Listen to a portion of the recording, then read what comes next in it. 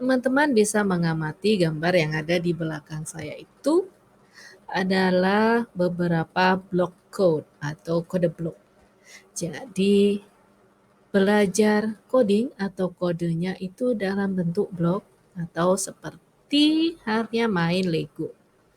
Nah, apakah semua orang sudah tahu kalau konsep block code atau visual programming atau creative coding ini adalah cara yang paling menyenangkan untuk pemula mengenal konsep coding, programming, dan computational thinking.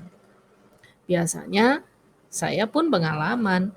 Pertama kali belajar coding langsung HTML, langsung bikin Hello World, ngetik format HTML yang baku. Tag buka HTML, tag tutup HTML, head, body, seperti itu. Untuk anak-anak itu bisa jadi kurang menarik, kecuali anaknya geek banget. Anak yang memang suka otak-atik code atau matematika ya, anak-anak yang suka otak-atik angka di matematika mereka biasa-biasa aja nanti kalau ketemu coding dalam bentuk text code.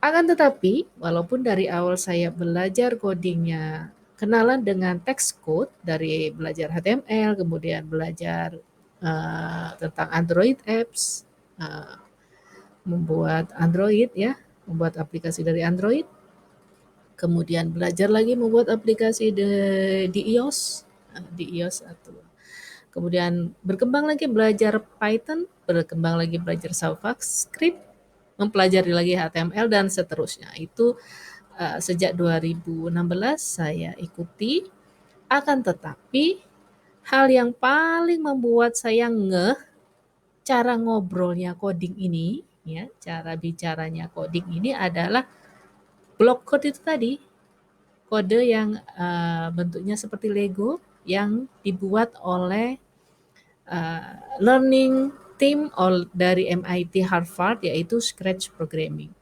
Ketika saya menekuni Scratch Programming demi untuk membuka jalan gimana sih ngajarin anak-anak tentang coding yang gampang ini pakai apa sih? Kemudian saya kenal dengan Scratch Programming dan saya tekuni terutama untuk cara mengajarkannya. Itu saya semakin terbuka dengan konsep pola atau pattern atau cara bekerjanya atau cara berpikirnya coding ini. Coding itu kan ibaratnya cara ngobrolnya manusia ke komputer atau laptop atau gadget gitu ya. Cara ngobrolnya itu pakai kode. Kalau saya ke Anda sekarang pakai bahasa Indonesia kan. Nah, kalau saya ngobrol ke laptop pakai kode, pakai coding. Nah, gitu. Nah, semua pelajaran apapun itu kita bisa paham kalau ngerti cara ngomongnya. Gampangnya gitu ya. Misalnya belajar kimia, tahu cara ngomongnya kimia itu gimana sih? Oh ada mol, oh ada stoikiometri, ada mekanisme reaksi, ada elektron, kovalen, dan lain sebagainya. Ada katalis, ada reaksi organik, oksidasi, dan lainnya. Fisika juga ngobrolnya beda lagi. Matematika cara ngobrolnya beda lagi, bahasa Inggris, bahasa Indonesia, melukis, menyanyi, menari, olahraga, semuanya punya gaya ngobrol yang berbeda-beda. Gampangannya gitu ya. Termasuk halnya belajar coding ini.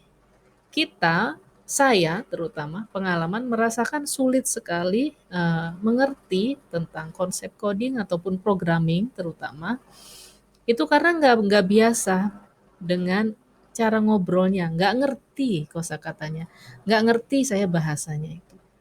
Jadi ketika mempelajari berbagai bahasa pemrograman, entah itu Swift, entah itu Java, JavaScript, dan Python, saya apaan sih ini gitu. Misalnya loop itu apa ya, variabel apaan, function apa, debugging apa, ini apa, itu nggak ngerti. Dan kalau nggak kenal sama sekali seperti kita kecebur, kita orang Indonesia, kemudian tiba-tiba ditaruh di Rusia gitu.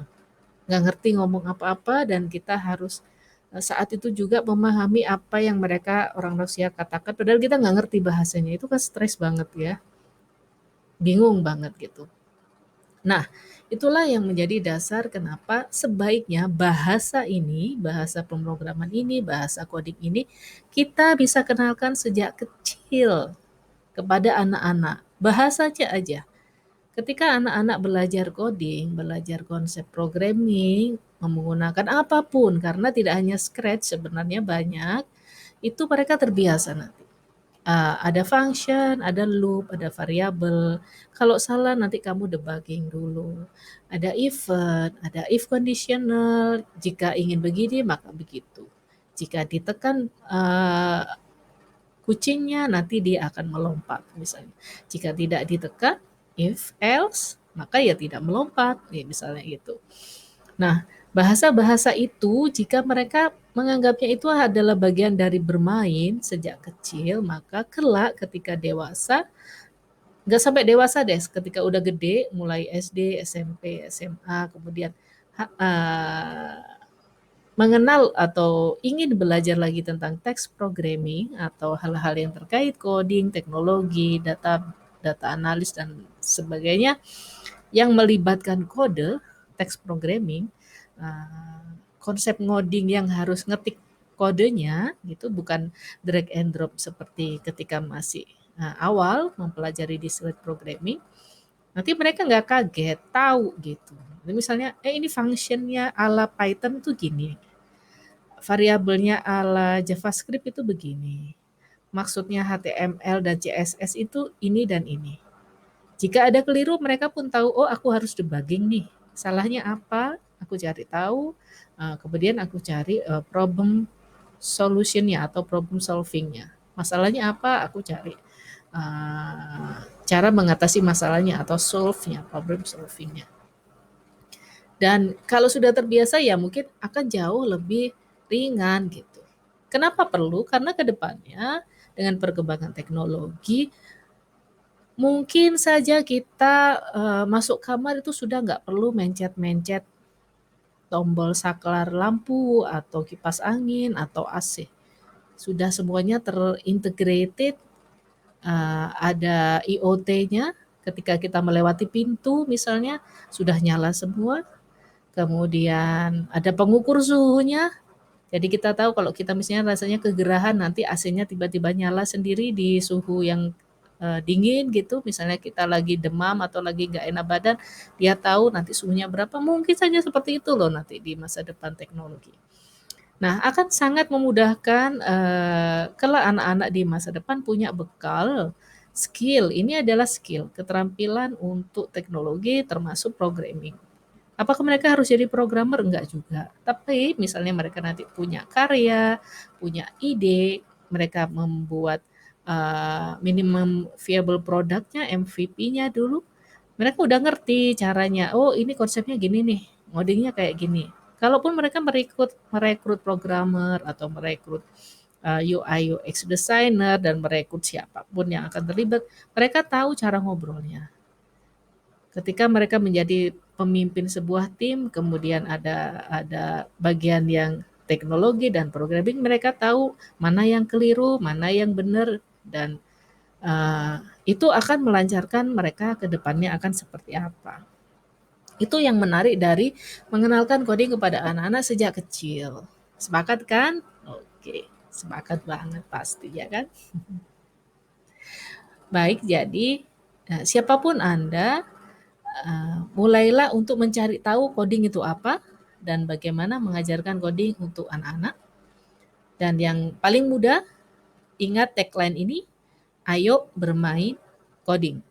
Cari saja di Google, ayo bermain coding, nanti akan berjumpa dengan saya dan anak-anak yang telah praktek membuat ini itu, membuat game, membuat animasi, membuat komik, membuat segala hal yang menarik sambil belajar coding dengan cara bermain gitu. Ayo bermain coding.